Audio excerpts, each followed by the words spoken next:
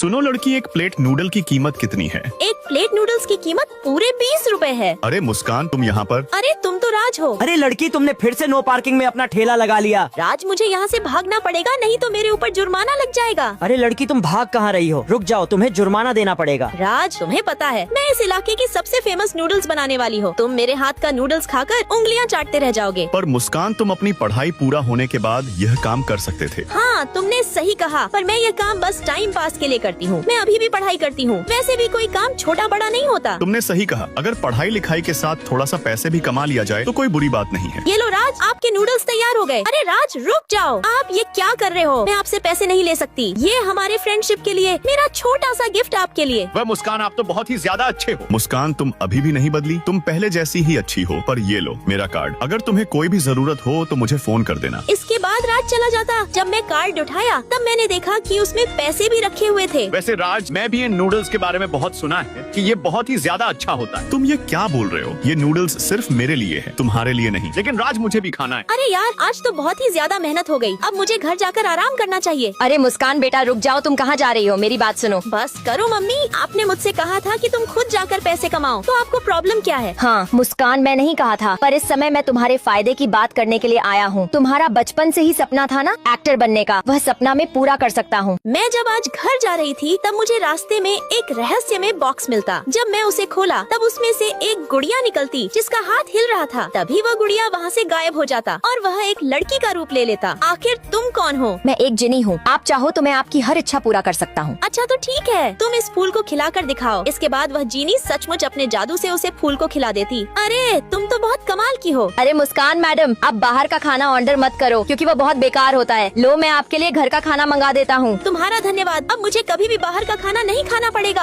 हे भगवान, अब मैं इस प्रोजेक्ट को कैसे कंप्लीट करूँ? इसके बाद जीनी कुछ ही मिनट में उसे प्रोजेक्ट को कंप्लीट कर देती। तुम्हारा धन्यवाद जीनी। मुस्कान, तुम बहुत अच्छा काम किया है, इसीलिए ऑफिस तुम्हें विदेश घूमने के लिए ऑफर कर रही है। धन्यवाद सर। मुझे अंदर से बहुत ही ज्यादा खुशी हो रही थी, पर मैं बहुत ही ज्यादा दुखी थी। अरे मुस्कान मैडम, आपको क्या हुआ? आप इतनी उदास क्यों हो? दरअसल जीनी, मुझे विदेश घूमने के लिए जाना है, पर विदेश जाने के लिए मेरे पास बिल्कुल भी पैसे नहीं है। क्या तुम कुछ पैसे मेरे अकाउंट में डाल सकते हो? वैसे भी तुम अपनी जादू से ही आसानी से कर लोगे। आज अमावस्या की रात है, इसीलिए हम लोग अपनी जादू यूज नहीं कर सकते। अरे लड़की, मुझे पता है तुम्हारे पास ही वह जादुई बॉक्स है, इसीलिए अच्छा होगा कि तुम मुझे वह आसानी से दे दो। मेरे होते हुए तुम कभी भी उसे बॉक्स को नहीं ले सकते। हट जाओ हमारे रास्ते से। इसके बाद जिनी मुझे बचाने के लिए अपना जादू इस्तेमाल करती। मुस्कान, जल्दी से यहाँ से भागो, मेरा जादू का असर थोड़ा देर तक ही रहेगा। इसके बाद हम दोनों वहाँ से भागने लगते। तभी जिनी की तबीयत खराब हो जाती है। जिनी, तुम्हें क्या हुआ? अमावस्या के रात हम लोग जादू यूज नहीं कर सकते, पर मैं